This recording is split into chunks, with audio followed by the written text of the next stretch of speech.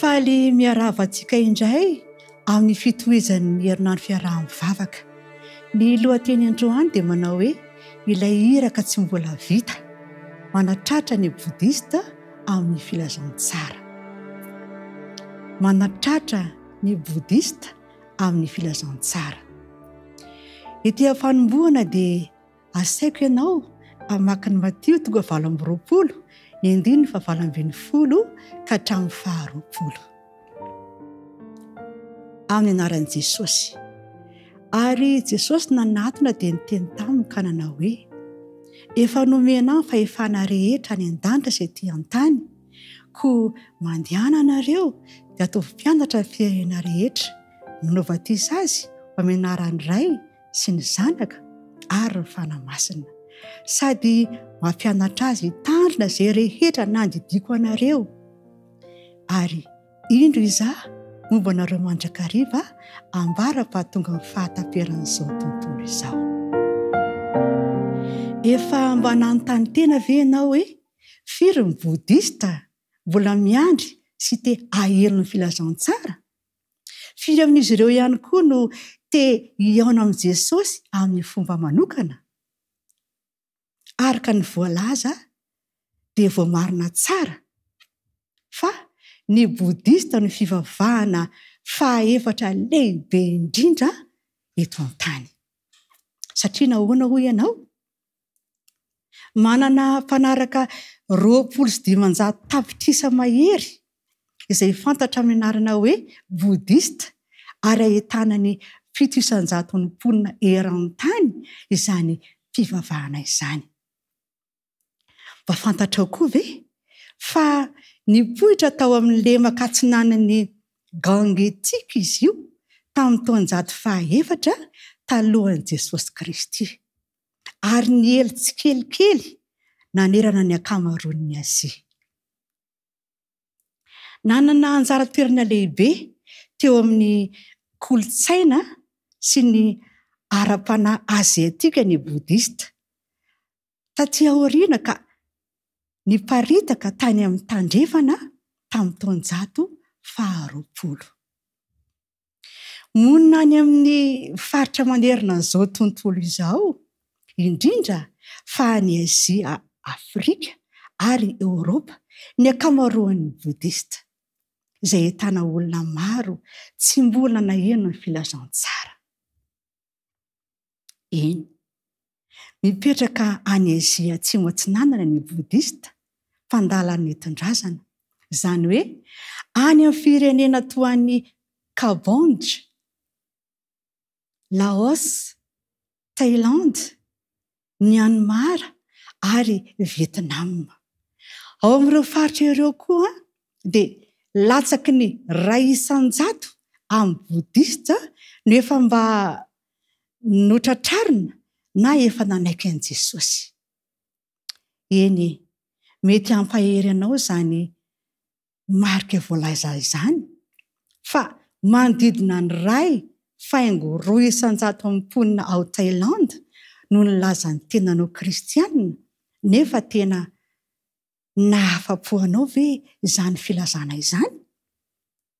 Raha resahana tsotra dia izao hoe amin'io 2,200 izay voalaza io dia 4,200 fotsiny no avy amin'ny bodista, fa ny ambiny kosa dia avy amin'ny fomban-drasana animista ny filaza azy, izany hoe mihevitra ny zavatra rehetra ho mananaina sy manatsaina. Mbola vitsy koa ireo bodista taloha any Cambodge sy Laos izay mandray ny filazantsara, kanefa indraindray isika dia miezaka handresy lahatra ny tenantsika hoe efa ampy izany asa fitoriana atao an'izany. Fomba fijery diso izany, fa mbola betsaka ny asa tokony ho ataontsika. Tsara ihany koa ny mahafahafantatra fa mizara sapana 3 lehibe ny bodista. Ny voalohany dia atao hoe Hinayana, Ny faharoa kosa dia mahay anahy, ary ny fahatelo atao hoe bajiray anahy. Miely ary tena niely-patrana any Azia Atsimo Atsinanana ny Hinay anahy izay mpandalina ny fomban-drazana kokoa. Hitany amin'ny firenena toa ny Chine, Korea, Japon, Hong Kong, Taiwan ary Vietnam kosa ny mahay anahy izay sapana liberaly kokoa. Vitsy dia vitsy ihany koa ireo bodista mahay anahy izay nandray an'i Jesosy ho mpamonjy azy ireo. Midiko izany fa mbola midadasika ny asa izay ho ataontsika amin'ireo olona ireo. Ny bajiray anahy kosa no antsoina hoe bodisma tibetana. Hita any amin'ireo firenena voafefy toa ny Tibet, Nepal, Mongolia ary ny faritra sasany any Rosia ny bodisma amin'ny endrika mistika, izay matetika voararan'ny lalàna any ny fitoriana ny filazantsara, ka voamaika sarotra ny manatratra ireo bodista amin'ny firesahana mikasika ny filazantsara. Raha dinihana izany rehetra izany dia mbola betsaka amin'ny tontolon'ny bodista ny mbola tsy tratra ny resaka filazantsara. Raha ny tena marina dia betsaka kokoa ny kristianina miova ho bodista noho ny bodista lasa kristianina. Miantso antsika ary, miantso antsika hihetsika amin'izany fanambarana lehibe izany mba hitozo amin'ny fitoriana ny filazantsara. Tsy azontsika tsintsino avina intsony ny filazana atao izay miteny hoe be ny vokatra fa ny mpiasa no vitsy.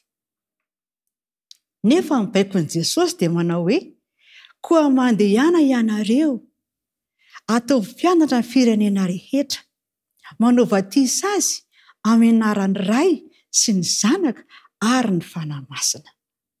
Anisan'izany ireo bodista maro izay mbola tsy nandre ny filazantsara amin'ny fomba manan-danja. Mila tanora toa ny se ny tompo mba hizara ny fitiavany amin'izy ireo.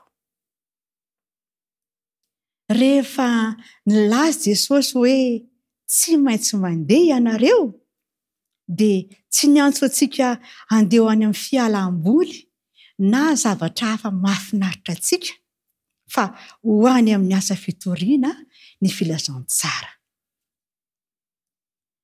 Nandray fizahantany miisa mihoatra ny 30 tapitrisa i Tailandy. Be fitsidika be izy tamin'ny taona 2012 ary vinavinaina ho 530 tapitrisa eo tamin'ny taona 2012. Maro ny voasarika ho any amin'izy ireo satria nahoana hoy ianao? Tsara fanahy loatra ry zareo ao ary tia mandray vahiny. Koa inona no sakana antsika tsy zara ny fitiavan'Andriamanitra amin'ny olona toy izany? Raha tonga any amin'ireo firenena ireo ny fohovonina hanatanteraka ny iraka dia tsy salasalana fa ho voatà sy hahazo fitahiana ianao sy ny fianakavianao.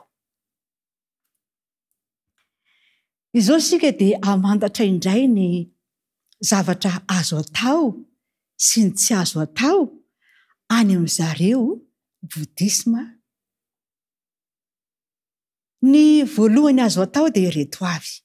Voalohany, aoka ho namana aloha, izay ny andraisana azy. Izany hoe atombohy amin'ny finamanana ny fifandraisana amin'ny voalohany. Izany hoe mizara fanomezana na mizara sakafo ohatra amin'izy ireo. Ny faharoa dia mivavaka ho azy ireo. lazao aminy fa mivavaka ho azy ianao. Maro manko ireo bodista no misokatra amin'ny resaka vavaka rehefa mahita an'Andriamanitra mamaly ny vavaka ataon'izy ireo dia lasa misokatra ho azy ny filazantsara. Misokatra amin'ny filazantsara ny fony. Ny fahatelo, mampianatra teny anglisy. Maro ireo tanora any firenena toa ny Tailandy no te hianatra teny anglisy. Afaka manampy amin'ny fanolorana azy ireo teny anglisy maimaimpona isika mba azahoana mizara ny finoana amin'izy ireo. Ary ny fahaefatra farany dia manompo amin'ny fomba tsotra. Tsy voatery ho sarotra ny fitoriana ny filazantsara. Mora, zavatra mora atao no atao ka hiaino ny olona rehetra mizara ny finoanao aminy ianao. Ny faharoa kosa izay tsy azo atao dia ireto avy. Ny voalohany, aza manan-kina ny finoany. Fadio dia fadio ny miady hevitra ny amin'ny fampianarana bodista. Mijoro vavolombelona ny amin'ny Jesosy, izay ihany no atao. Inona kosa ny faharoa? Aza mana-tena vokatra eo no eo. Mety aka fotoana tsy voafaritra ireny fiovam-po ary manana faharetana matoki fa miasa amin'ny alalanao Andriamanitra. Ary ny fahatelo, aza mandeha irery. Aza mandeha irery. Manangana vondrona vitsivitsy na tambajotram-panohanana miaraka amin'ireo mpiray finoana aminao, azahoanao manao an'izany asa izany. Izao mantsy no voalazan'ny Marka 9:7 ary niantsony 12 akeo aminy izy ka naneraka azy tsiroaroa sy nanome azy fahefana hamoaka fanahy maloto. Mety teny angambisika hoe sarotra izany mitorina ny filazantsara izany, indrindra fa amin'ny bodista. Tsotra dia tsotra ny atao. Izao mantsy, rehefa voasambotra i Jaona dia nakany Galilea Jesosy nitory ny filazantsara an'Andriamanitra ka nanao hoe efa tonga ny fotoana ka efa akaiky ny fanjakan'Andriamanitra. Mibebay ianareo ka minoa ny filazantsara. Marka 1:9-10. Mbola manantitrantitra io hafatra io izay i Jaona no nanoratra azy. Mampatsiahy antsika ny anatanterahana ny baikon'i Jesosy. Ary hitako fa indro nisy anjely iray koa nanidina teo afovoan'ny lanitra, nanana filazantsara mandrakizay ho toriana amin'izay monina ambonin'ny tany sy amin'ny firenena sy ny fokom-pirenena sy ny samihafa fiteny ary ny olona rehetra. Apokalipsy 4:9. Mino isika amin'ny maha-advantista mitandrina ny andro fahafito antsika fa nomen'Andriamanitra antsika amin'ny mahafiangonana sisa antsika izany iraka masina loatra izany, dia ny tory ny filazantsara amin'ny olona rehetra. Eny, mazava ny baiko ary maika ny antso. Andeha isika roso fanantanteraka izany asa lehibe loatra izany. Ahoana moa ny fomba iverenan'ny tompo raha toa ka aotra faingo aotra ray isan-jato amin'ny bodista ihany no mbola tratran'ny filazantsara?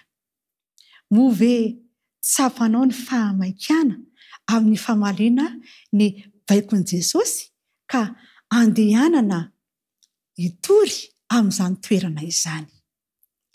Ho an'olo-kafa ve ny matodika 20 sa natao ho aho sy ho anao? Tokony hiandry ve ianao sa izao ny fotoana tokony hiasana? Te anontany aho hoe ahoana ny fomba atao raha andeha hitory ny filazantsara any?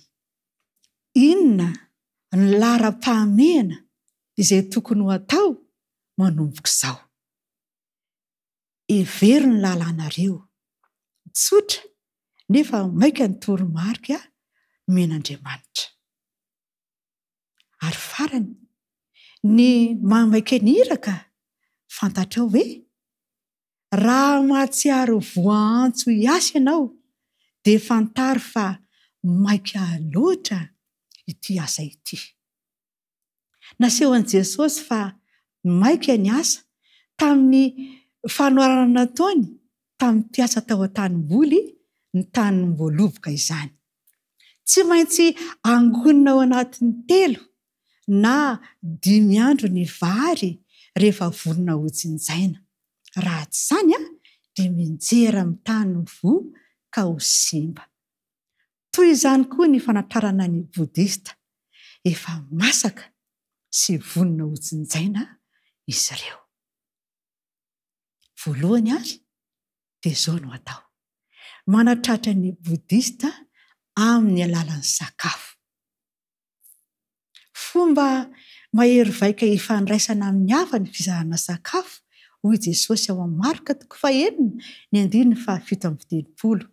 Hoy izy hoe omeo hanina izy.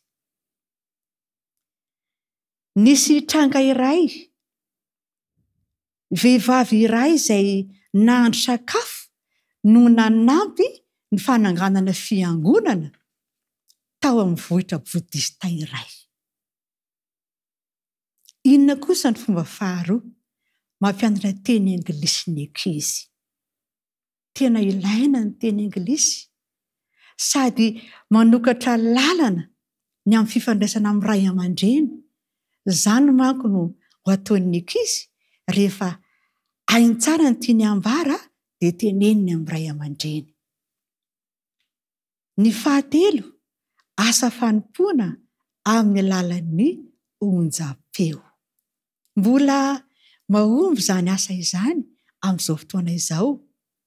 Maro ireo vita batisa tamin'ny fihainoana radio, izany hoe tamin'ny alalan'ny onjam-peo.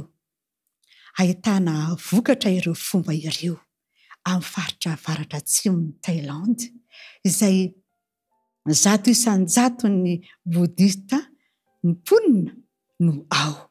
Mbola mahomby ny asan'ny radio eto amintsika. Maro ireo vita batisa tamin'ny fihainoanan'ny radio, izany hoe tamin'ny alalan'ny onjam-peo. Ahitana vokatra maro izany fomba 3 izany koa andeha ho ataontsika. Ny fahavononana hanampy ny asa no andrasana amiko sy aminao. Famaranana ary dia izao: lehibe lavitra noho ny hatramin'izay ny filana misionera any amin'ireo faritra bodista ireo. Eny, ho avy tsy ho ela Jesosy ary manantena anao izy hanatratra sy hizarana vaovao mahafaly amin'ireo tsy mbola nahafantatra an'izany hafatra izany. Manana fohovonina sy saina misokatra ho amin'ny asa fitoriana. Andriamanitra no anantanteraka ny fampitaovana amin'ireny asa ireny fa aza manahy. Moa ve ilaza ianao hoe inty aho, irao aho. Iaraka hivavaka isika. Tompo malala, manantena anao izahay, vonina hanompo sy hizara ny fitiavana amin'ireny olona mbola tsy mahafantana ny filazantsara ireny. Aoka ny teninay, ny fihetsikay mba haneho fitiavana. Aoka mba ho vonina amin'ny asa tsara, indrindra famonjy ireo bodista namanay ihany koa izahay. amenarinao Kristina zao ny manonona izany teny izany. Amen.